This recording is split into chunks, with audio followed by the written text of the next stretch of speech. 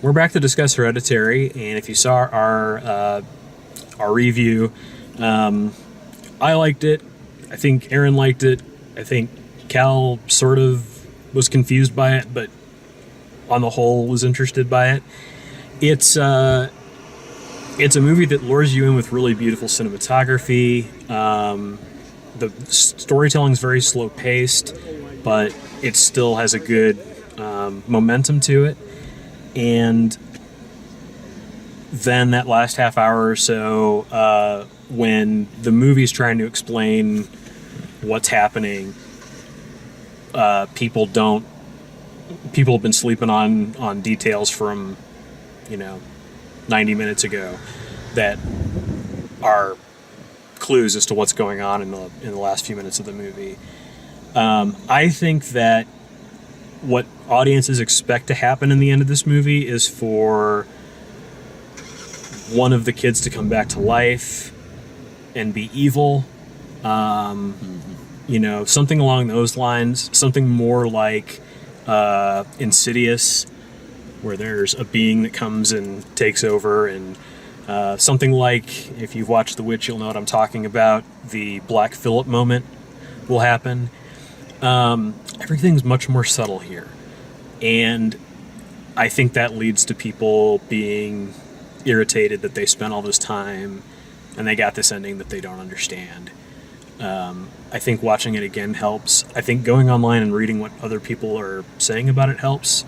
Definitely what I'm going to Google. I'll turn it over to you guys, because I do know more about this movie than I would have if I had just watched it. Well, what you said about going online, I was curious enough with this movie. It wasn't just like, I've seen that, didn't understand the ending, I'm done. No, I'm really curious. I'm going to Google that and see hopefully what the filmmakers were intending, like, the audience would get. Because I'm pretty sure I only got kind of half of what they were aiming for. You mentioned Von Trier's, like, Melancholia. Yeah. Kind of reminded me just a touch there when you said that. Yeah, so, or like Antichrist or something like that. Just whenever it gets super depressing and when she's just like openly weeping and all that kind of stuff. That's very his thing. And the ending is a very Von Trier style ending where, like, really, to make it even more Von Trier would be that even the worshippers didn't get what they want. It'd be like nobody gets what they want, but the worshippers do get what they want at the end of the movie, so it's not quite as completely nihilistic as his stuff is. Yeah. Right off the bat, the movie shows... It draws your attention to this symbol that pops up throughout the movie. The mother's... the grandmother's necklace in the casket. Yeah. I think it shows up in a couple pictures. Toni Collette's wearing it during the funeral. Yeah, it's a symbol with like 3 heads and bodies. Yeah. Just a real crude sort of right off the bat, the movie kind of gets the idea, or tries to feed you this idea that there's this witch coven almost that is happening. And then Toni Collette goes to a support group and mentions that her mother had DID and a couple other mental illnesses, and her brother did, and obviously it's passed through her family, so she's got it. And then you start finding out about weird things that she did, so she's got a screw loose. You assume the kid probably does too, because he's her kid. And then the guilt of the daughter dying leads him to snap, or his mental illness to manifest. And in what way?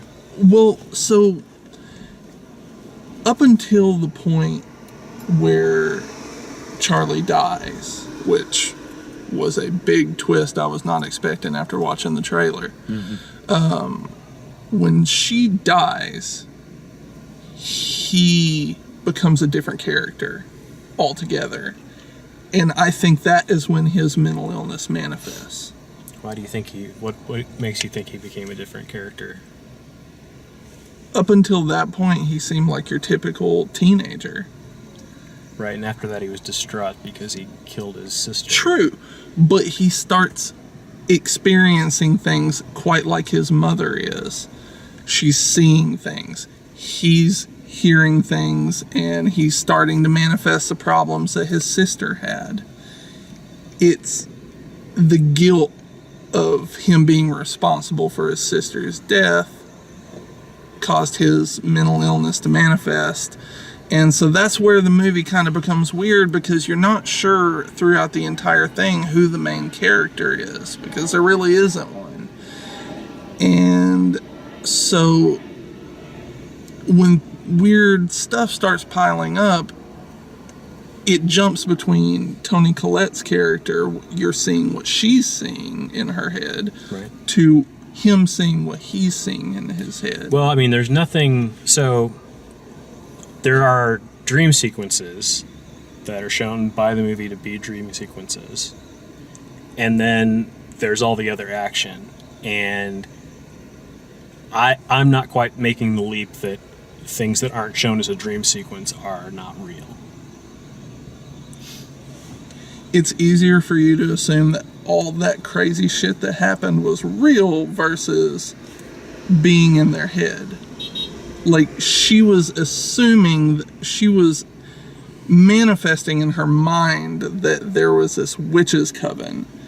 And when in reality, she's the one that set her husband on fire. I mean, I think that's an interpretation. That's not my interpretation.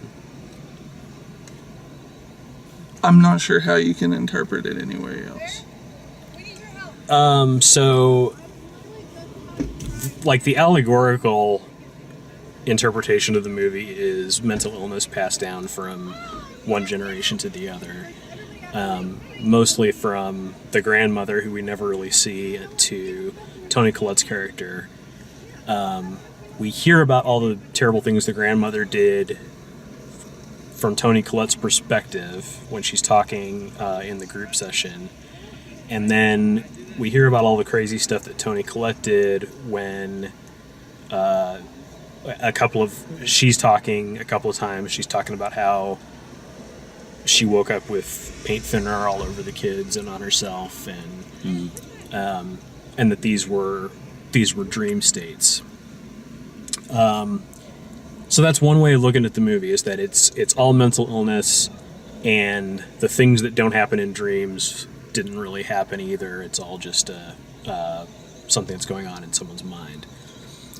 My interpretation of the movie is that that's an allegorical thing that they're setting up for sure, is that they're talking about mental illness through this story. But in the reality of the movie, all that crazy stuff is happening. That's not specifically a dream sequence. In that, what they actually have done is they're talking at the beginning of the movie about how the grandmother wanted to be the one to feed the little girl. Mm-hmm. And the grandmother had wanted the little girl to be a little boy. Mm-hmm. And the coven, which is led by the grandmother. Led by the grandmother, but until her death, and then is led by Joan afterwards. What it appears to be is those three heads mean that there's a triple sacrifice required. Mm-hmm. So the three heads have to be. When they show the picture of King Paimon, he has like three heads hanging from his horse. Yeah. At the end of the movie, you've got the headless grandmother, headless Toni Collette, and the head of Charlie. And so that is the necessary thing to invoke and bring King Paimon into the world, which he takes over in that scene where that thing like dissolves into the back of his chest. He becomes King Paimon. I get that. I get where you could see that, but I'm not saying that the coven didn't exist.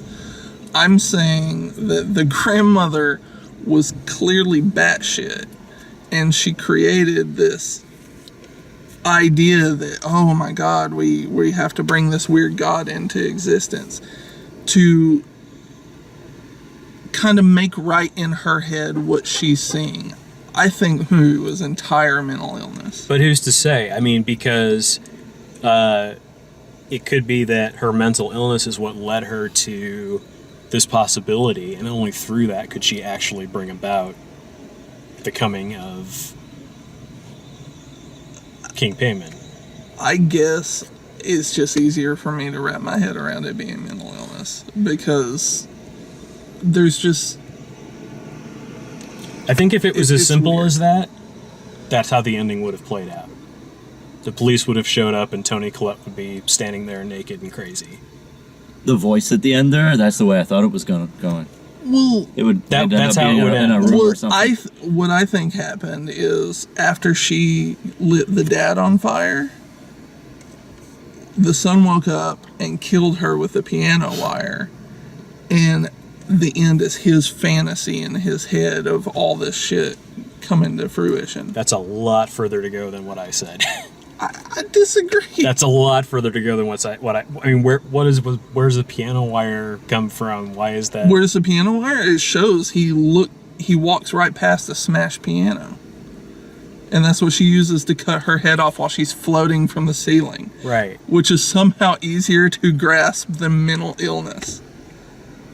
No, I mean in the reality of the movie. I I'm get not saying that. in reality, period. I'm saying in the reality of the movie. We're not given any hints to suggest that he wants to kill his mom with a piano wire. We're given every hint to suggest that there is a difference. There is a very different opinion between them about how things happened in the past. And they're both crazy. Like, even the movie title suggests that it's Hereditary. Like, so... I mean, I'm just going to have to disagree with you on this one. Okay. I mean, you're adding scenes that don't exist. What are you talking about? What scene did I add that didn't exist? The son wanting to kill the mother. Like, there's no time at any point in the movie where There's he says that or I never makes said that. he did. You said he went after her with the piano wire. I'm thinking that's what happened when he's in his mind seeing her cut her own head off with a piano wire. That it's his I fantasy. think it's him killing her with a piano wire, and he's just fantasizing that this But that's is my happening. point. What leads you to believe that he wants to kill her? Because she just killed his dad. He had just found his dad's dead body, and then all of a sudden she's floating in the ceiling, cutting her head off.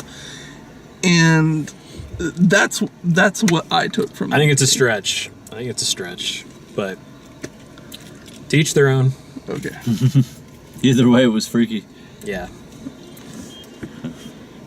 So as we completely steam up the camera, it's a humid night out here. Yeah, that's Hereditary. It's it's a strange movie, and it's one that, like I said, I think there's going to be people will be much happier with this movie watching it at home, where they can just decide for themselves whether they want to go through watching it again or not, or give up on it. But it's certainly not for everybody.